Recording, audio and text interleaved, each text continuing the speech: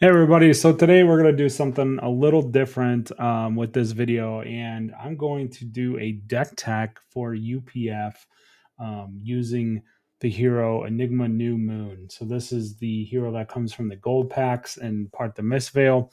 I thought she was really cool and fun, and so I built this deck and I played it this weekend and I had a lot of fun. So I wanted to kind of showcase how I try to play her in UPF. Let's get into it. As I said, Enigma New Moon. If we take a look at her, so her special text or ability is all the equipment you own is cloaked. If you pitch a chi, you get to turn a face down equipment you have equipped face up. If it has ward, create 3 spectral shields. So yeah, it's very obvious. This is a strong mechanic. So we're going to try to leverage that as much as we can, and also, just do some fun stuff. Because with UPF, I always try to just do some crazy things, right? So let's jump into the armor we got here. So heirloom of the rabbit hide. This rare, you know.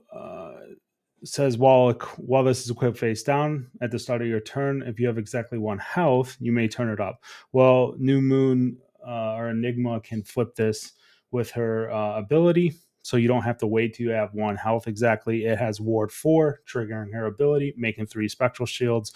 Ward 4 is awesome, can cover up a hammer, because remember, you get to choose with your ward effects unless it's unpreventable damage. So great chess piece for this deck. In the boot slot, we have Meridian Pathway. So here's the kicker. So there's no ward leg piece currently available for Enigma to flip up and create those 3 spectral shields. So you'll just be working with the arms, the chest, and the headpiece. Meridian Pathway, legendary out of Mistveil, says you may play your ores as instants. As we get into the deck, you'll see this could come and helpful. Also, Ward 3, very good. And Ward 3, when you choose, um, pretty self explanatory there. For the weapon, we're going with the Reality Refractor. So this is, 5 base. Get those ores 5 base. Now, this does stack with +1 counters with the new ores that are coming out in this new set. And we'll talk about that a little bit better, later. Cost 2, which is, has some synergies with the deck as well. Headpiece. This weekend, truthfully, I was playing the Diadem, the Dream State, but I've switched it out for Truths Retold. This one you can flip up yourself. Getting that aura back from the graveyard actually turns out to be, I think, pretty important. Ward 1 instead of Ward 2 versus the Dream State, but I think, getting that card back is important in UPF. And then for the arm slot, we have Wave of Reality. Ward 1, when this is destroyed, create a spectral shield.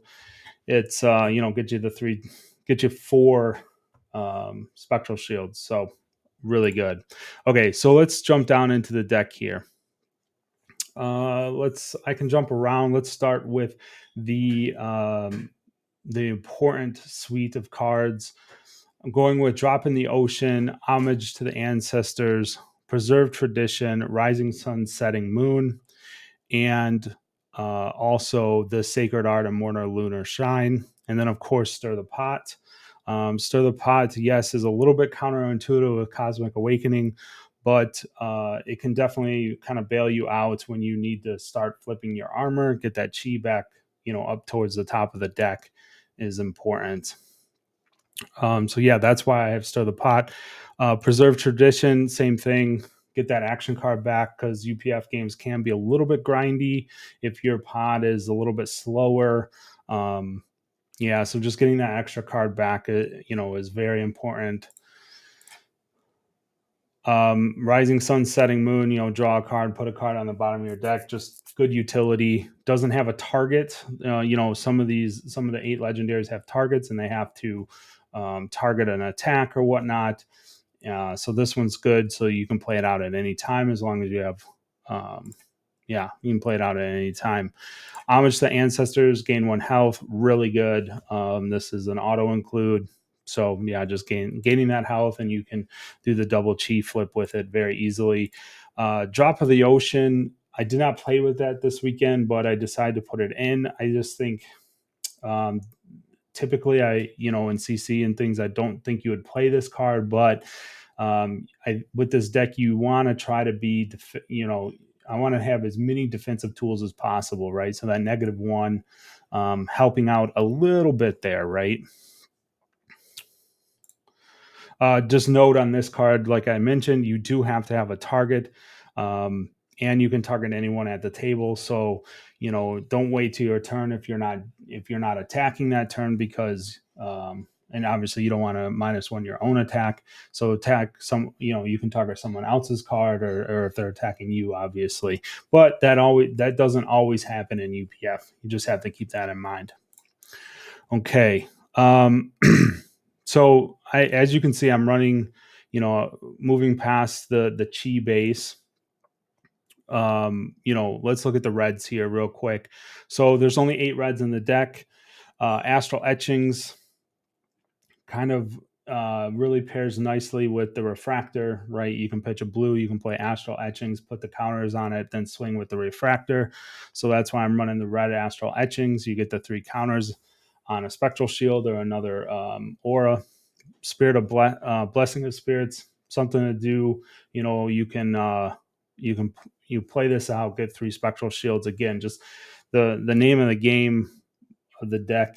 When you feel like you're safe against unpreventable damage, is just build up as many shields as you can, and and see what kind of funky stuff you can do. Prismatic Shields, again, red, same reason. You create 3, and then the last 2 reds are Spectral Possession. So this attack is very interesting. It's kind of gone under the radar. Spectral Possession's attack is equal to the number of spectral shields you control. It is 0 and does have Phantasm. Keep that in mind when you're choosing your target. I swung this for 13. I swung once for 13 and once for 15 this weekend. So this is one of your outs. I think, but you have to be very careful with it, right? That's why we also are running Passing Mirage in the deck. When you're going with Spectral Possession, you want to have that Passing Mirage out. Maybe people, don't want to end their turn on the Spectra, and you can swing that without Phantasm, which is like pretty nice. Remembrance, you want to pull back your cards, Spectral Possession, Cosmic Awakening if you had to block with it, things like that, right? Restless Coalescence. Now this is your another win con you have. If you're not facing unpreventable damage, remember Assassin's Vincent, Murkmire Grapple, ninjas with the Tiger Stripe Shukos.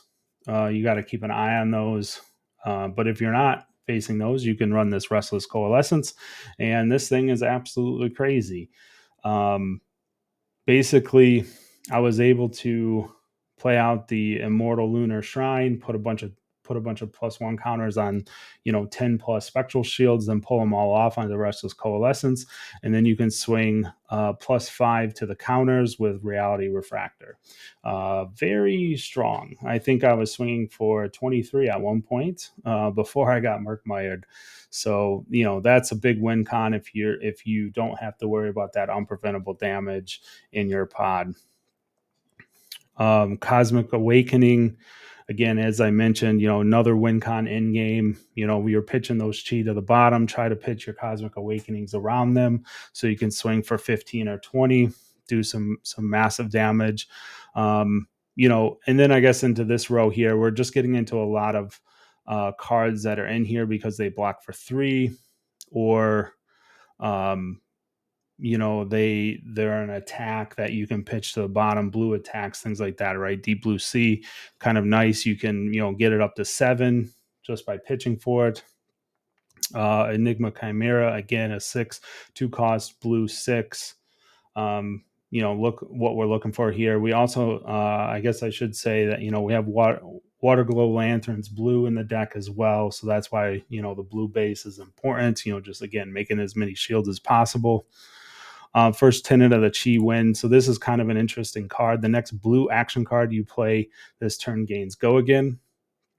Thing to note about this is that these are blue action cards. So your Passing Mirage, your Shimmers of Silver, and um,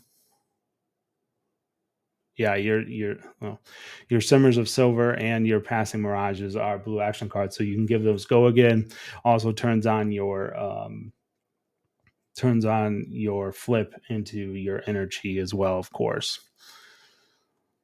Phantom Tide Maw, again, this is counter trickery with Restless Coalescence, right? You put this out, you start letting your 10 plus shields die, you tick up the counters, and you play a Restless Coalescence afterwards, fills it up. Shimmers then plus ones every time you swing Restless Coalescence, kind of infinite loop there until it gets till it gets killed. If the opponents to the left and right of you leave Shimmers alive for a bit, you can do some crazy stuff, right? And then just keep making more and more shields with it. Yeah, so I think that's pretty much the deck itself. So this round on me is the last thing I want to talk about. Again, this works well with the Refractor. Play this and then swing with Refractor on one blue, so you can block, do your thing, do your turn still.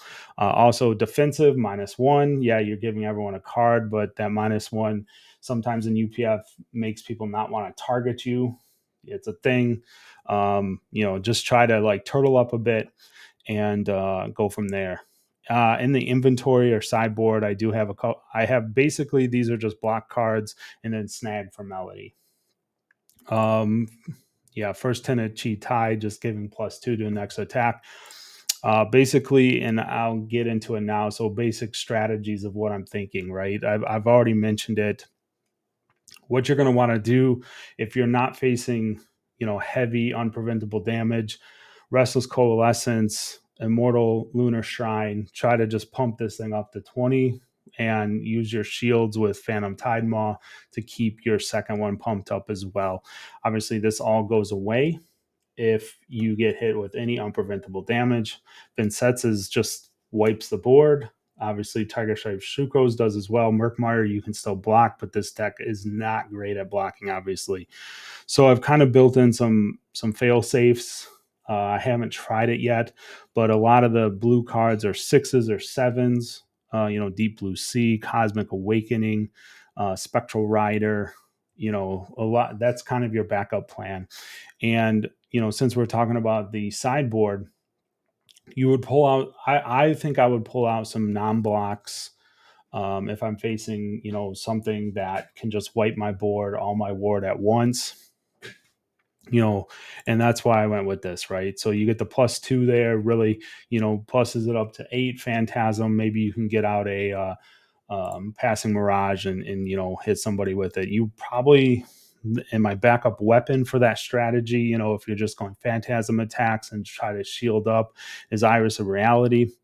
So what I'm thinking here is that you do the double flip on your Chi cards. You flip one or two of your armor pieces.